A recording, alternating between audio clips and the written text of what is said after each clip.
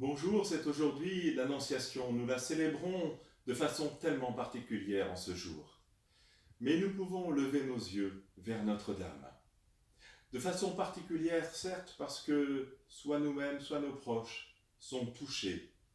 Nous le vivons, cette situation, de manière tellement diverse selon les régions, selon nos fonctions sociales, selon notre santé. Et puis, en un jour ou presque, les temps ont semblé changer. Et vous le ressentez même dans la réalité de la vie de l'Église. Des lieux familiers, proches, sont devenus distants, voire inaccessibles. Et parfois on a l'impression que Dieu s'est éloigné. Et c'est pour cela que cette célébration de l'Annonciation a tellement d'importance. Car précisément, le Seigneur envoie son ange vers nous, comme il l'a envoyé auprès de Marie, à Nazareth, en Galilée. Il envoie son ange vers nous, et nous pouvons dire comme Marie, voici ta servante, voici ton serviteur, qu'il me soit fait selon ta parole. Elle a répondu avec simplicité, elle a répondu avec don de soi, elle a répondu avec générosité, et elle a répondu en nous invitant aussi, depuis des siècles, à la prière, et à la prière d'intercession. Le geste qu'elle a réalisé, elle l'a réalisé pour nous. Comme aujourd'hui, nous pouvons réaliser cette même prière, nous tourner vers le Seigneur aussi pour nos proches. Mais aussi pour nous, le 25 mars nous rappelle le 25 mars 1858 à Lourdes, à Massabielle, quand la Dame a révélé son nom.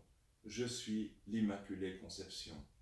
La vie de Bernadette en fut illuminée, transformée. Des millions et des millions de pèlerins, depuis tant de dizaines d'années, sont allés à Lourdes. Ils y ont retrouvé la joie, ils y ont retrouvé la rencontre des autres, ils y ont retrouvé la force de vivre. Eh bien, il en va de même, et il en ira de même, bientôt pour nous, à Lourdes aussi. En octobre, notre pèlerinage du Rosaire nous retrouvera.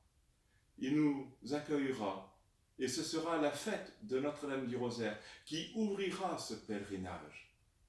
Oui, levons nos yeux vers Notre-Dame. Levons nos yeux vers le Seigneur, comme elle le fit, qu'il me soit fait selon ta parole. Car, en fait, beaucoup de ceux qui nous accueilleront et avec qui nous serons à Lourdes sont déjà au quotidien, en ces jours-ci, au service de leurs frères. C'est aussi eux qui nous permettront d'aller à Lourdes. Et c'est aussi pour eux que nous pourrons remercier Notre-Dame.